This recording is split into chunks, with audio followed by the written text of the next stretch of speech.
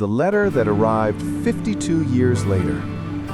English story, extended version, around 1900 words. On a quiet winter evening in the small American town of Brookhaven, Illinois, 72-year-old Eleanor Whitmore sat alone near the living room window of her old wooden house.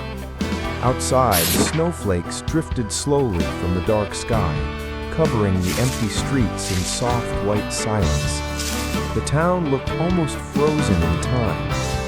Eleanor held an old photograph in her fragile hands. The edges were worn, and the colors had faded after decades, but the memory inside it remained painfully clear. The picture showed two young people standing beside a narrow wooden bridge near the river. One of them was Eleanor. The other was Daniel Carter.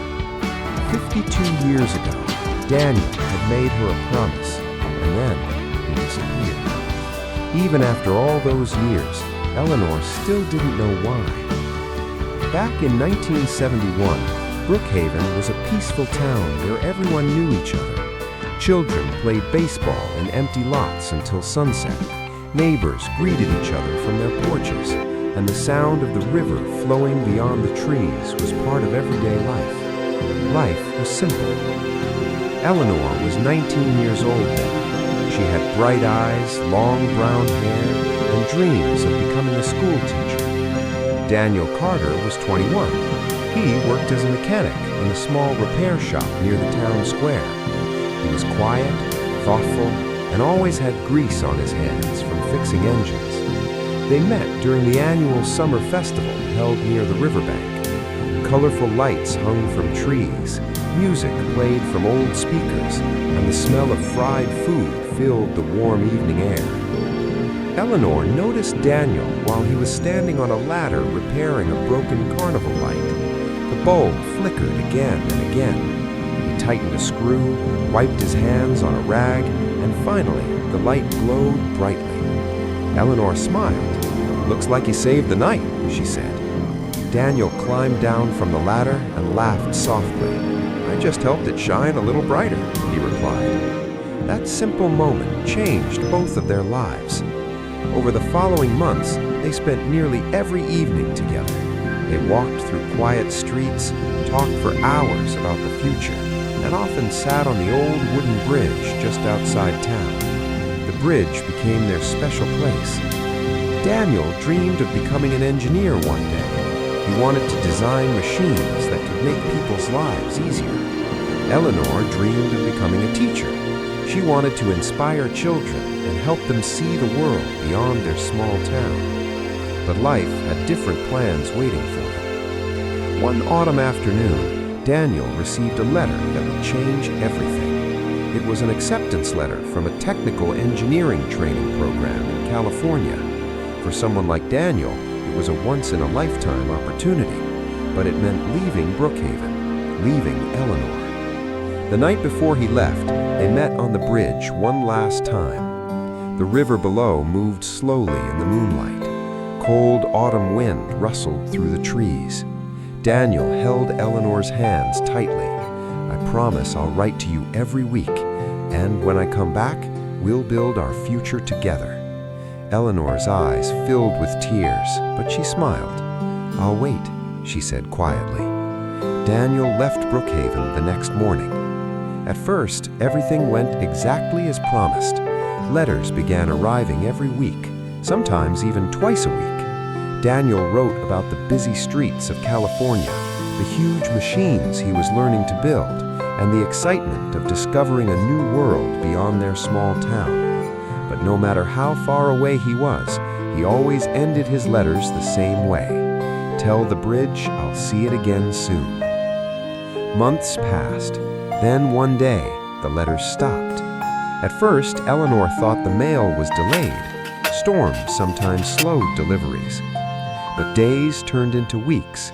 Weeks turned into months. Still, nothing.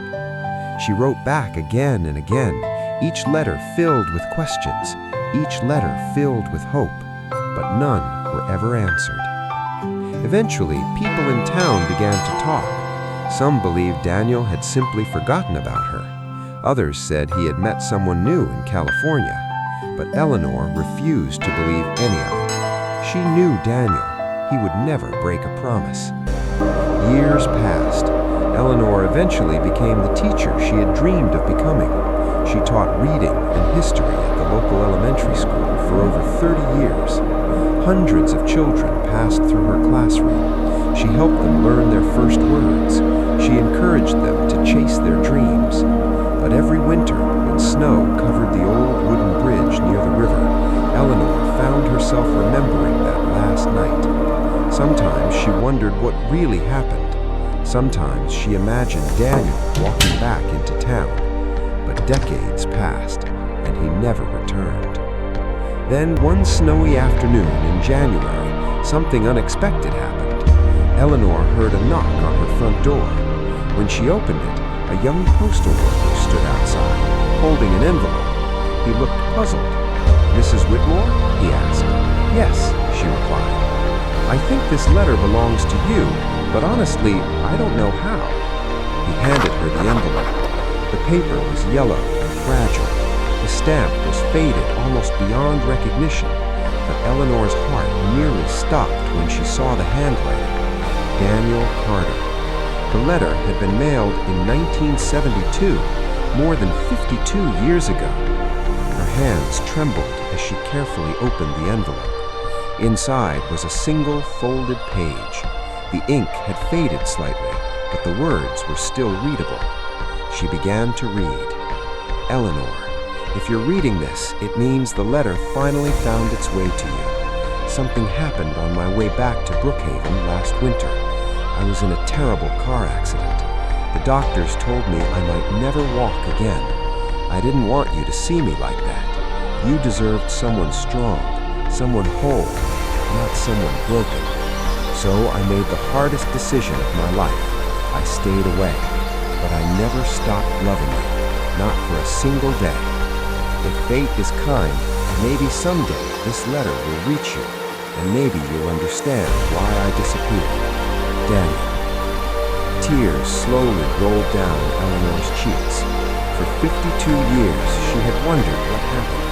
Now she finally knew the truth. The next morning, Eleanor walked to the old wooden bridge. Snow covered the boards, and the river below flowed quietly. She stood there for a long time. The cold wind brushed gently across the water. Then she whispered softly into the winter air. "You kept your promise, Daniel." The letter finally came home.